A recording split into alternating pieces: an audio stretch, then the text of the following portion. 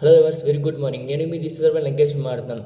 ప్రస్తుతం ఈ వీడియోలో మనకి ఈరోజు వాతావరణ పరిస్థితితో పాటు మనకి రానున్న రోజుల్లో అంటే ఒక 15 రోజుల పాటు వాతావరణ పరిస్థితులు ఏ విధంగా ఉంటాయి, అలాగే మనకి బంగాళాఖాతంలో కొనసాగుతున్న ఒక ఉపరితల ఆవర్తనం వచ్చేసి మనకి ఏ విధంగా వర్షాలు నమోదవుతాయి అనే దాని గురించి ఒకసారి వివరంగా వీడియోలో అందిస్తాను.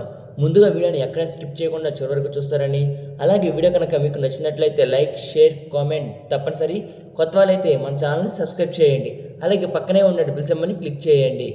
ఈ రోజు నుంచి మనకి ఆంధ్ర మరియు తెలంగాణ రాష్ట్రంలో వాతావరణం అనేది మారే అవకాశాలు అయితే కనిపిస్తున్నాయి.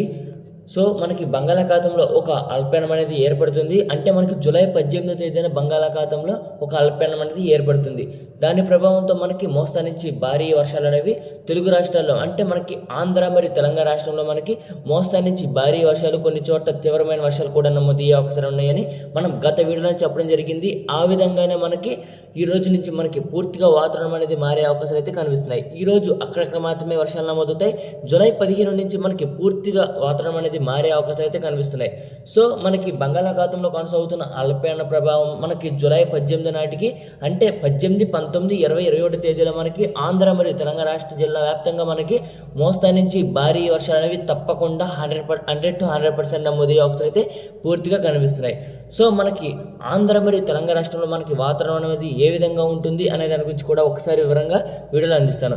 ఈరోజు మనకి వర్షాలు అవి అక్కడక్కడ మాత్రమే ఉత్తరాంధ్ర జిల్లాలో విశాఖపట్నం, విజయనగరం, శ్రీకాకుళం, అనకాపల్లి ఈ పరిసర ప్రాంతాల్లో మనకి అక్కడక్కడ మాత్రమే మోస్తా నుంచి భారీ వర్షాలు అనేవి ఉరుములు, మెరుపులు, పిడుగులతో నమోదయ్యే అవకాశం కనిపిస్తుంది. కృష్ణా, గుంటూరు, బాపట్ల, ప్రకాశం, పల్నాడు, ఏలూరు, పశ్చిమ గోదావరి, తూర్పు గోదావరి, కోనసీమ ఈ జిల్లాల్లో అక్కడక్కడ మాత్రమే తేలికపాటి నుంచి మోస్తరు వర్షాలు నమోదయ్యే అవకాశం కనిపిస్తుంది. అంటే ఈ రోజు మాత్రమే మనకి అక్కడక్కడ మాత్రమే వర్షాలు నమోదవుతాయి.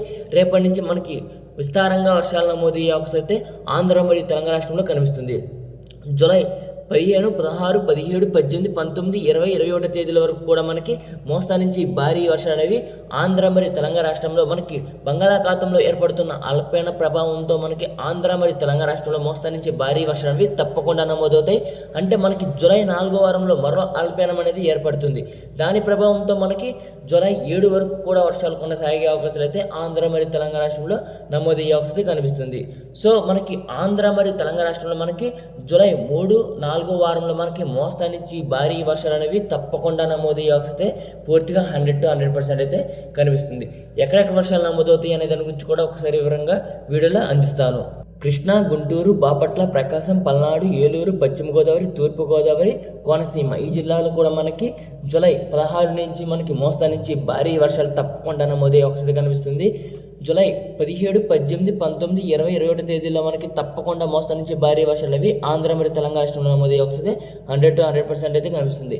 విశాఖపట్నం, విజయనగరం, అనకాపల్లి, పార్వతీపురం, మన్యం జిల్లా, అల్లూరి సీతారామరాజు జిల్లా, తుని, యానం, రంపచోడవరం, సోంపేట, టెక్కలి, పలాస, బొబ్బిలి, పాలకొండ, రాజ్యం, గజపతినగరం, చింతలవలస ఈ పరిసర ప్రాంతాల్లో, అరకు, మారేడుమిల్లి ఈ పరిసర ప్రాంతాల్లో కూడా మనకి మోస్తా నుంచి భారీ వర్షాలు, 1-2 చోట్ల తీవ్రమైన వర్షాలు కూడా నమోదయ్యే అవకాశం అంటే మనకి రాను రోజులు జూలై 18వ తేదీన ఏర్పడే అల్పపీడన ప్రభావంతో మనకి మోస్తా నుంచి భారీ వర్షాలు అనేవి తప్పకుండా నమోదయ్యే అవకాశం 100% అయితే కనిపిస్తుంది.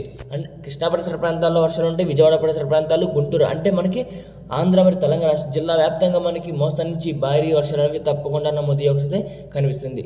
ఆదిలాబాద్, ఆసిఫాబాద్, మంచిర్యాల, పెద్దపల్లి, జయశంకర్, భూపాలపల్లి, రాజన్న, సిరిసిల్ల, సిద్దిపేట, వరంగల్, మెదక్, ఖమ్మం, భద్రాద్రి కొత్తగూడెం ఈ జిల్లాలో కూడా మనకి మోస్తా నుంచి భారీ వర్షాలు, కొన్ని చోట్ల తీవ్రమైన వర్షాలు కూడా నమోదయ్యే అవకాశం కనిపిస్తుంది.